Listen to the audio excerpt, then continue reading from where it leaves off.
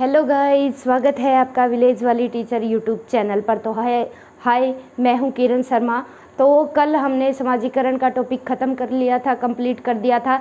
तो आज हम एक नया कंसेप्ट पढ़ने वाले हैं। ये यूनिट फर्स्ट में ही है, बुद्धि का कॉन्सेप्ट और मल्टीपल इंटेलिजेंस, जिसका सिद्धांत हार्वर्ड गार्डनर ने दिया था। उसके बाद हम पहले बेसिक जानकारी लेने के बाद हार्वर्ड गार्डनर का सिद्धांत भी पढ़ेंगे। तो चलिए हम शुरू करते हैं। सबसे पहले कि बुद्धि का सिद्धांत, बुद्धि का कंसेप्ट कब आया और कैसे विकसित हुआ। सबसे पहले हमें बेसिक जानकारी पता होनी चाहिए कि बुद्धि क्या होती है और ये किस तरह से हमारे जीवन में जुड़ती है और इसका क्या अहम योगदान है।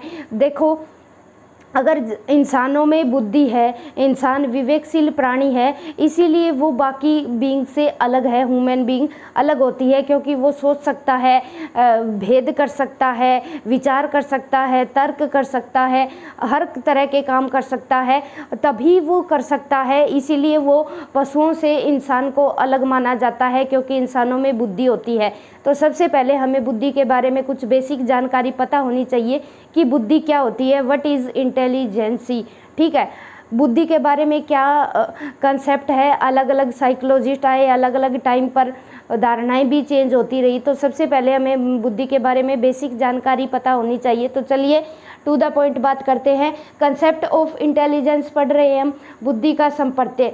तो प्राचीन काल में बुद्धि को ना शक्ति कहा जाता था, कि जो सबसे पुराना समय होता है कि जो बुद्धि है, जो हमारी इंटेलिजेंसी है, वो एक पावर है। ठीक है, शुरुआत में कब कहा जाता था? जब शक्ति मनोविज्ञान चलता था। ठीक है, शक्ति मनोविज्ञान के अंतर्गत बुद्धि को शक्ति कहा जाता था। फिर यूनान काल आया, यूनान काल में इसको शक्ति को क्या नाम दिया गया? नया नाम दिया गया, बुद्धि।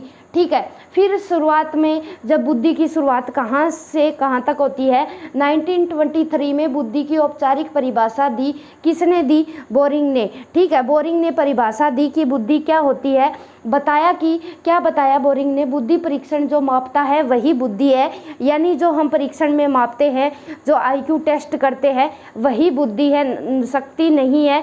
तो सबसे पहले बुद्धि को शक्ति माना जाता था। शक्ति के बाद जब यूनान काल आया तो बुद्धि एक नया नाम दिया गया और सबसे पहले इस पर अध्ययन करने वाले बोरिंग थे। तो बोरिंग ने क्या बताया कि जो IQ है, जो टेस्ट होता है, IQ टेस्ट होता है, जो मापता है, वही बुद्धि है। ठीक है, फिर क्या हुआ? टर्मन आए। टर्मन ने क्या बताया कि अमूर्त विचारों के बारे में सोचने की योग्यता ही बुद्धि है। टर्मन क्या कहते हैं कि बिना देखे, हम बिना कोई चीज़ को देखे अगर हम उस चीज़ के बारे में सोच पा रहे हैं ना, तो वो बुद्धि है, अकॉर्डिंग टू टर्मन। फिर बीने आए। बीने ने सबसे पहला IQ परीक्षण बनाया था, उसके बारे में आगे हम डिटेल से चर्चा भी करेंगे उसके बारे में। बीने क्या बताते हैं? 4 शब्दों में निहित है कि जो हमारी बुद्धि है, वो हमारी जो इंटेलिजेंसी है, वो 4 शब्दों में समाहित है। ज्ञान, नॉलेज, ठीक है, आविष्कार, निर्देश और आलोचना। ठीक है, बीने क्या मानते हैं कि अगर जिस भी इंसान के अंदर ये 4 चीज़ें हैं, ज्ञान है, उसके अंदर कोई चीज़ का आविष्कार कर सकता है, निर्देश दे सकता है और किसी भी चीज़ को क्रिटिसाइज कर सकता है, तो उसी के इंसान के अंदर बीने बुद्धि मानता है। फिर गाल्टन क्या कहते हैं? पहचानने तथा सीखने की शक्ति है, कि हम किसी भी चीज़ को पहचान सकते हैं कि कोई चीज़ क्या है, और क्या कहते हैं, और सीखने की शक्ति है कि हमारे अंदर बुद्धि है तभी हम नई चीज़ें सीख पाते हैं।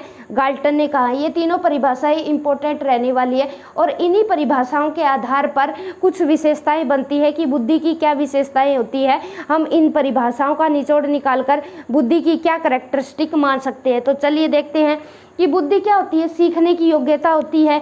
ठीक है, बुद्धि होती है, उसमें अमूर्त चिंतन करने की योग्यता होती है। समस्या समाधान भी कर सकते हैं, संबंधों को समझ सकते हैं। ठीक है, हमारे अंदर बुद्धि है तभी हम जान पाते हैं कि मैं किसकी बहन हूँ, किसकी वाइफ हूँ, किसका क्या है रिलेशन। तो बुद्धि है, ये हमें बुद्धि से ही पता चलता है। ठीक है, मंद बुद्धि बच्चे को नहीं पता होती किसका क्या रिलेशन होता है। अनुभव से लाभ उठाने की योग्यता होती है, यानी धीरे धीरे जब बच्चे की एज बढ़ती है, शुरू में बच्चे की बुद्धि कम काम करती है, लेकिन धीरे धीरे बच्चा एनवायरनमेंट में आता है और उसकी बुद्धि में मैच्योरिटी आती जाती है, तो बच्चा क्या है, हर चीज़ के बारे में जानकारी इकट्ठी करनी शुरू कर देता है। जो पुराने अनुभव थे उससे लाभ उठाना शुरू कर देता है, यानी बुद्धि का अब काम करने लग गया बच्चे का।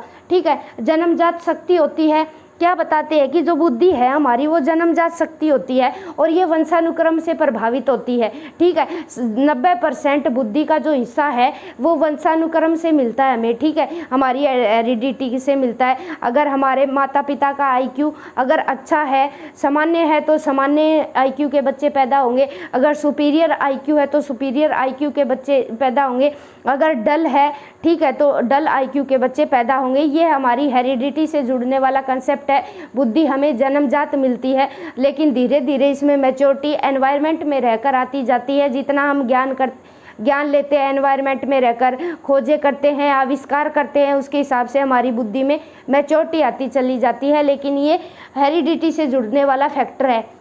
वातावरण से सामंजस्य करने की योग्यता, ठीक है, किसी भी एनवायरनमेंट में हम सामंजस्य स्थापित कर रहे हैं, आपस में इंटरेक्शन कर रहे हैं, आपस में हमारे रिलेशन अच्छे हैं, तो अच्छी बुद्धि होगी तभी हम सामंजस्य स्थापित कर पाएंगे। फिर जन्मजात शक्ति होती है और अच्छे बुरे की पहचान करना भी हमें इंटेलिजेंसी ही सिखाती है, बुद्धि सिखाती है कि क्या गलत है क्या नहीं। अब जानवर है, जानवरों को नहीं पता, क्यों नहीं पता कि क्या सही है क्या गलत है, क्योंकि उनमें बुद्धि नहीं पाई जाती। ऐसी शक्ति सिर्फ ह्यूमन बीइंग में ही है जो सोच सकता है, तर्क कर सकता है, आविष्कार कर सकता है।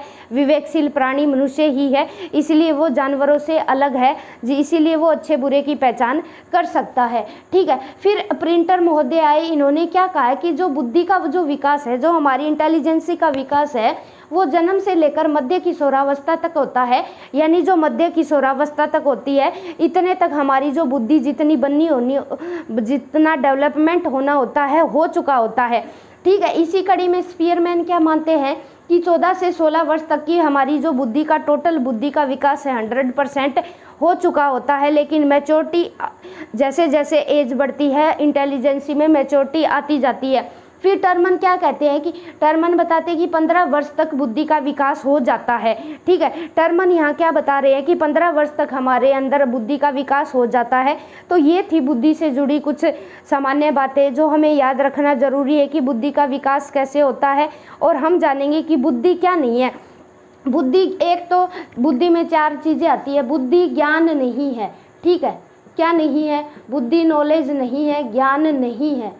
क्यों नहीं है? क्योंकि जो हमारी इंटेलिजेंसी है, हमारी जो बुद्धि है, वो हमें जन्मजात मिलती है, लेकिन ज्ञान हम जब पैदा होते हैं वातावरण में रहकर सीखते हैं। ठीक है, तो बात याद रखेंगे कि कई बार घुमा के क्वेश्चन पूछ लिया जाता है कि बुद्धि ये तो है लेकिन क्या नहीं है। बुद्धि, सबसे पहले बात याद रखेंगे, बुद्धि ज्ञान नहीं है। दूसरा क्या है? बुद्धि मेमोरी नहीं है, स्मृति नहीं है। क्यों नहीं है? क्योंकि स्मृति में हम ऐसी चीज़ें याद रख सकते हैं, बहुत सारी चीज़ें हमारे अंदर याद होती है। ठीक है, वो चीज़ें याद होती है कब? उसमें मैच्योरिटी आती है। बुद्धि तो हमारी जन्मजात होती है, लेकिन जैसे जैसे मैच्योरिटी आती है, छोटा बच्चा क्या है, थोड़ी चीज़ें याद रख सकता है, लेकिन धीरे धीरे जैसे जैसे बच्चे की एज ग्रो करेगी, एज बढ़ेगी, बच्चा बहुत सारी चीज़ें अपने दिमाग के अंदर स्टोर करने लगेगा। वो फिर बच्चे ने वो चीज़ें स्टोर की, वो स्मृति में फीड हो गई, बच्चे की मेमोरी में फीड हो गई, तो वो जन्मजात नहीं मिली बच्चे को, वो एनवायरनमेंट में रहकर बच्चे ने सीखी है। इसलिए बुद्धि नॉलेज नहीं है, बुद्धि मेमोरी नहीं है। ठीक है, 2 बातें याद रखेंगे। और क्या है? बुद्धि क्या नहीं है? बुद्धि एक तो ज्ञान नहीं है, बुद्धि स्मृति नहीं है। ठीक है, और क्या चीज़ें आती है बुद्धि में? 1 मिनट।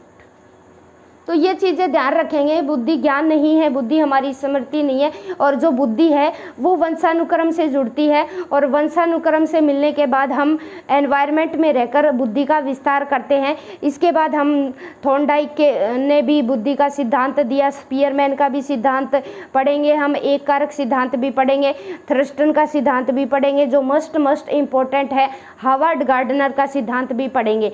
ठीक है, बाय बाय। अगर हमारे चैनल पर आप नए हैं तो हमारे चैनल को सब्सक्राइब कर लीजिए, और हमारी वीडियो को अगर अच्छी लगी हो तो लाइक कर दीजिए। Bye bye, thanks for watching. कल हम पढ़ेंगे हार्वर्ड गार्डनर का सिद्धांत फुल डिटेल में। Bye bye.